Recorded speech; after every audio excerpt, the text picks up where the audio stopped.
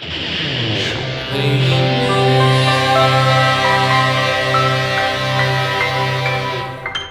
we're going to do some serious geeking out on how you make sound with your voice. If you're serious about singing, hang in there with this, because knowing how you make sound allows you to know where to make adjustments to improve your singing. If you're like me, it probably helps you to know how stuff works when you're learning something new. It's not always easy when people are saying, breathe deeper or sing louder, and you're saying, yes, okay, but how does that work? How does it actually work for me when I want to sing louder or breathe deeper? We're going to look at the 3 components involved with sound production and the do's and don'ts of these places in order to help you to improve your singing. Your singing voice, it's an acoustic instrument, which means that it does not need electricity to work. Every acoustic instrument, it has these 3 components called the generator, the vibrator, and the resonator. To understand that a little bit better, let's look at this old guitar that I got from my cousin. It also has these 3 components that it uses to make sound. So on the acoustic guitar, when you make sound with the acoustic guitar, you have your generator, which is the hand.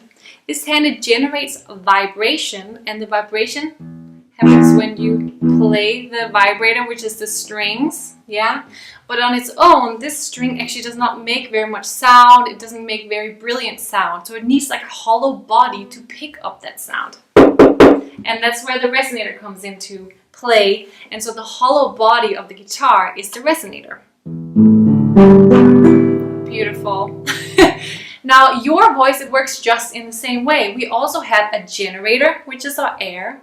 Yeah, and when we breathe, when we exhale, this generator, it comes up, the air comes up, and it makes vibration in your vocal folds. So your vocal folds are the vibrator. So you can feel it. But on its own, just like with the strings on the guitar, your vocal folds, they don't make very nice sound really on their own. So you need a resonator, and for you, the resonator is your skull and your throat. It resonates this sound. So now that you know these 3 components, you can see that if something is misaligned or one of them is not working optimal, you can see that you can go in and you can adjust these. So that's what we're going to talk about now, is how you can make adjustments to your generator and your vibrator and your resonator. So first, let's look at your generator, your air. What we want to make sure from this generator is that you want to generate a nice airstream that can make you vibrate freely in your vocal folds, right? That's what it's all is about. So if you have a bad posture, for example, you can't use your breathing muscles in the right way. So what you want to make sure is that you have a nice good posture that allows your breathing muscles to work freely.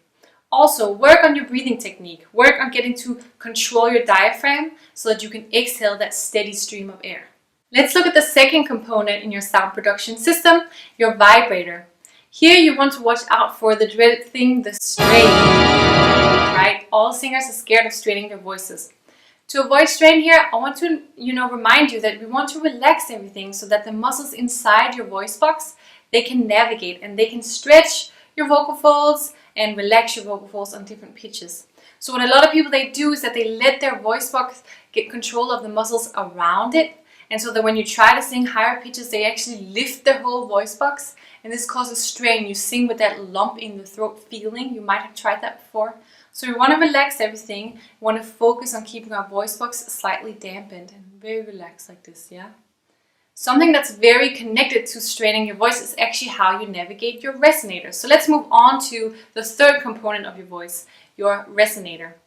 A lot of people, when they try to get to those higher notes, instead of letting the resonator resonate the sound fully, they try to reach it by clenching their jaw and looking kind of up.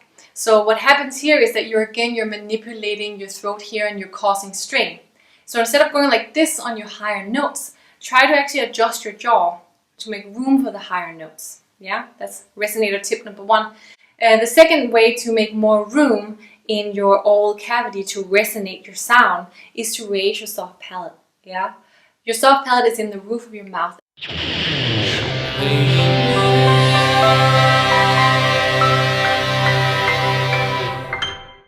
Today's question comes from Axel.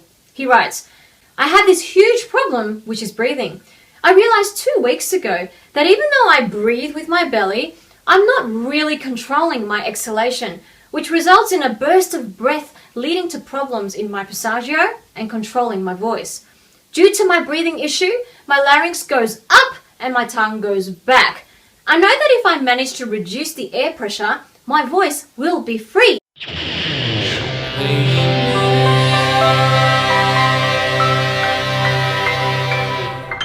Firstly, kudos to you, Axel, for working out that your breath issues was causing your larynx to raise and your tongue to pull back. That is very observant of you. Because songbirds, as singers, we need to get so sensitive about how we're feeling in the throat and our body, and hence what is happening, so that we can correct any vocal mistakes we're making. Now, on to answering this question, not only for you, Axel, but for every singer on planet Earth, because this is a very common problem. There are 3 keys to helping you overcome this problem. Number 1, correct breathing technique. You mentioned, Axel, that you breathe with your belly. The first thing I have to say to this is that we don't breathe with our bellies. We breathe with our lungs, but we need to keep our bellies relaxed and not flexed. But what we really need to do is expand in the rib cage. So there's a little misconception out there that correct breathing for singing means that we actually need to, really push our tummies out and make it really, really fat. The truth is the tummy just needs to be relaxed and, kind of like hanging, right? Like we don't want to flex the tummy as if we're trying to hold our core in, like when you go to the gym and your personal trainer says, tighten your core or whatever they say. So we don't want that to happen, okay? So we want the belly to be really relaxed. But the expansion that we truly need to happen is actually in the rib cage, and it looks like this. Okay, so when we take the breath in, what we want to see is our rib cage on both sides actually moving outwards like that. So, like this.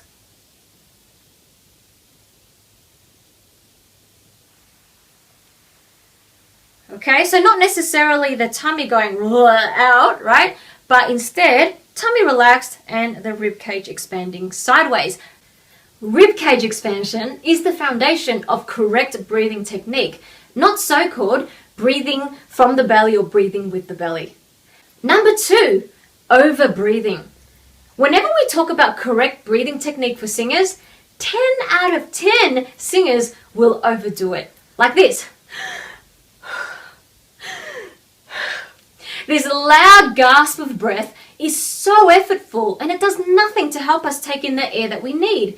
Instead, it sends an excess rush of air through the vocal cords, drying them out and causing your throat to close up, which is what you were talking about, Axel, with the whole larynx rising and the tongue pulling back. We need to take in the breath effortlessly by expanding the rib cage without making a sound. And we need to only take what we need to take. So for a short passage, just a tiny expansion is enough. For a longer passage, then we need a little bit more expansion. Number 3, exhalation. Even and steady exhalation of the breath is important to maintain clarity in tone and smoothness across the vocal registers. Let me give you an exercise that will actually help you with practicing a steady and even exhale of your breath. So, just like we were talking about before, right? Put your hands on your rib cage and just take a breath in without any sound. So what you're trying to do is literally just expand your rib cage. When you do that, you will take in the breath that you need. So expand without any sound, and then we're going to breathe it all out in 10 seconds. 1, 2, 3, 4, 5, 6, 7, 8, 9, 10. So what you're trying to do is actually time and control the amount of time that you exhale. So if you do it for 10 seconds and that feels great, you should then try for other time frames as well. So for example, 20 seconds or 30 seconds. And of course, the higher we go up in number, the slower you need to exhale. So if you practice doing this, you're going to learn how to control your exhale, which will give you a smoother and even sound in your tone because of the smoother, even exhale of your breath. So there you go. 3 main points to help you with correcting your breathing technique for easeful and free singing. We all love that, don't we?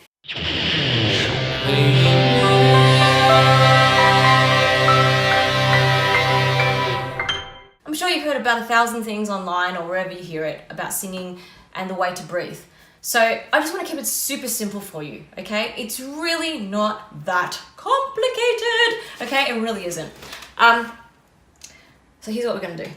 I want you to so I'm probably going to have to sit up a little bit higher to show you what I'm doing. We'll see how this goes, but I want you to put your hand on your stomach, okay? Your lower belly. Okay, so feel the lower belly there, and I want you to just sort of take a breath in such a way where you're actually going to push your tummy out towards your hand. So literally, your tummy is going to fill up like a balloon. That's it, okay? So you're going to take a breath in, and your tummy is going to fill up like a balloon. You're going to feel the roundness of your tummy, and you're going to go, and just breathe it out. Yeah, that's it. All right, you're going to do that again. So breathing in such a way where your tummy just fills up like a balloon, and you feel your hands literally coming outwards. Yeah, that's what should be happening. Okay. All right. Feel that? Awesome. Now that you know what that feels like, what we're going to do now is going to do the exact same thing. So you're going to breathe in, and your hand's going to move out with your stomach. And now as you breathe out, you're going to leave your hands where they are. So you're not gonna keep touching your tummy. You're gonna let your tummy move in as it expands. As it expels the air. But you're gonna leave your hands where they are. So there should be a space now between your tummy and your hand. And now as you breathe in again, you're gonna fill up your tummy like a balloon, and then you'll feel your tummy touch your hand again. Does that make sense? It's kind of a little bit confusing. It's hard to explain without me being in the room with you, but what essentially we're trying to do is, because your hands would have been at a certain place after you filled in, when your tummy, was filled in like a balloon. But as you expand, of course, you start to contract, right? And instead of having your hands move in with you, let your hands stay there so that your tummy moves in like this. So this is my tummy, moves in. And then as I breathe out again, my tummy's going to touch my hand. Now, the reason why we're doing this is because we're cultivating a sense of you really knowing whether or not you're really expanding low in the lower belly area. Okay, so let's just do that a couple more times. Okay, so again, have your hands on your lower tummy, lower belly, and you're going to breathe in such a way. You're not going to make too much noise. You're not going to be like or anything like that. It's just actually going to be pretty chilled, silent. And the tummy's going to get round like a balloon, and it's going to really move your hands out. And now you're going to contract. But you're going to leave your hands where they are and let the air out. Breathe in again. And this time your hands your tummy should just naturally touch your hand. And then breathe out. And then again, breathe in. And there you go, the tummy touches the hand again. You got that? Now, we're going to take it to another level. So now we're going to do the same thing, but rib cage. So hands on your rib cage, okay? So right there, yeah, where the bones are, okay? And you're going to do exactly the same thing. So we're going to breathe in such a way where we're going to expand the ribs, and it's actually going to make my hands move out sideways like this, okay? So my hands are going to be like that, but driven by my rib cage moving, yeah? So we're going to breathe it in and then breathe it out, okay? So let's try that. So in, again, you're not going to make too much noise or gasp or anything, and then breathe it out. Breathe it in, you're just stretching your rib cage open, and then letting it out. All right, now we're going to do what we did before with the tummy. So we're going to breathe it in. Your hands will have moved, but now you're going to leave your hands where they are as your rib contracts to expel the air. And then as you breathe in, you're going to feel your ribs touch your hand again. Yeah. So you see what I mean? This is a really good tester way to see whether or not you're really expanding in your ribs, So that's it. That's the breathing exercise. Now, here's the thing, Songbird. If you're able to sing using this breathing technique as you sing, so really thinking about the lower torso movement rather than the chest and the shoulders and a noisy sort of air every time, you are going to find that singing becomes easier. You're going to have much less strain, if not no strain. You're going to be able to sing higher notes. You're going to be able to hold notes for longer. Like, seriously, who does not want that? Right? So give it a go. Practice that exercise. That's their exercise for the day. And it doesn't take long. Like, you could be doing that while you're sitting at your desk at work, just for like 20 seconds. You know what I mean? Like, you could be doing it in your car. Like, I don't know, this is, at the stoplights, or whatever. Like, seriously, it doesn't take long. You could do it before you go to bed. It'll help you get to sleep better as well, because, deep breathing will facilitate relaxation. Anyway, just give it a go. Make it become a habit so that when you sing, you don't need to, make it a difficult thing for you anymore.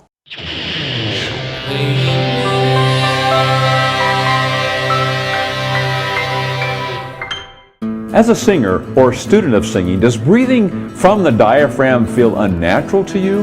Here's a video mashup about breathing from the diaphragm. Inside, you'll get extra help understanding and using diaphragmatic breathing for singing. Your lungs usually expand and contract in two main ways. One is an unconscious downward and upward movement of a thin muscle called the diaphragm, which separates the chest from the belly. We breathe in or inhale when the diaphragm contracts. This pulls the lower part of the lungs downward. When we breathe out or exhale, the diaphragm and lungs relax and return to their resting positions. Deep belly breathing aids the diaphragm muscle movement by expanding and contracting the abdomen, the area below the diaphragm. This allows the belly muscles to push stomach and diaphragm up. Breathing makes you feel better. So diaphragmatic breathing will help relax the muscles, help relax the neck, and get proper oxygen throughout the whole body. Diaphragmatic breathing relaxes the muscles of the neck and of the shoulders. It can even been shown to lower blood pressure and heart rate. At this point, I want you to think which hand or hands is moving. You should feel that your stomach is moving when you take a deep breath in through your nose. Notice again that it's only my stomach moving, not my chest.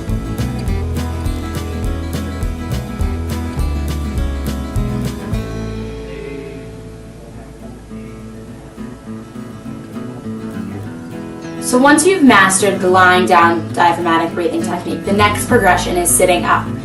You're going to take that deep breath in through your nose, make it all the way down into your belly, make your belly expand, deflate your belly, and exhale through your mouth.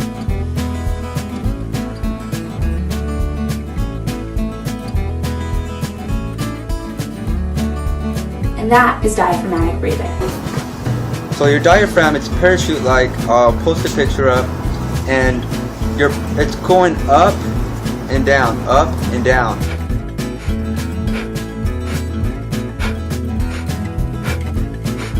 Take deep breaths. I breathe in through my nose. Sometimes I close my eyes or just take deep breaths. As far as the diaphragmatic breath goes, per our last post we talked about, when you breathe in, the abdomen, the diaphragm actually moves down, and the stomach actually protrudes outwards, and that's the effect that you want to get when you do a full, complete diaphragmatic breath. Okay, so let's have Heather do this just to show you guys. And relax. Okay, and then again, all the way up, so you can see rising here. What you don't want to have happen, as the post talks about, is you don't want to have any shoulder shrugging. You don't want to have any sort of muscle contractions occurring through here, because people will use all these accessory muscles to help take a deep breath, which it's improper. It's an improper breath that actually facilitates and perpetuates the whole stress reaction. People that are in stress have a lot of muscle issues up top. Okay, a lot of tightness, a lot of pain syndromes of trapezius, neck, headaches, things like that. And that can all be as a consequence of improper breathing. Have you ever watched a baby breathe? They breathe so gentle, so non-forceful, so easy. They breathe from their stomach instead of their chest like we do as adults. the tension, the anxiety, and the stresses that we live in day to day affect our breathing. So two tips you can do. If you put 2 fingers on your clavicle, right, and you bring your chest up, just that thing right there, that little shift is allowing so much more oxygen to enter your lungs. Second thing I want to show you is breathing. This thing right here has changed the way I run now massively. But before I show you that, I want to show you how to breathe correctly and lay down the foundation of how to breathe properly, because most people don't think about this. So now if you notice that your chest expanded, you are breathing too shallow. You're not allowing as much oxygen to enter your lungs. So what you want to get into the habit of is breathing through your diaphragm, right down here, your belly. Okay? So how do you do that? It's very simple. If you put one hand on your belly, and imagine there's a balloon in your stomach, right? And as you take a deep breath in through your nose, as you inhale, imagine the balloon is expanding, kind of like this. And then as you exhale, you want to allow the balloon to deflate. Very simple process. Talk about breathing from the diaphragm. How's this? At about 10,000 feet. That's the way you do it when you're singing.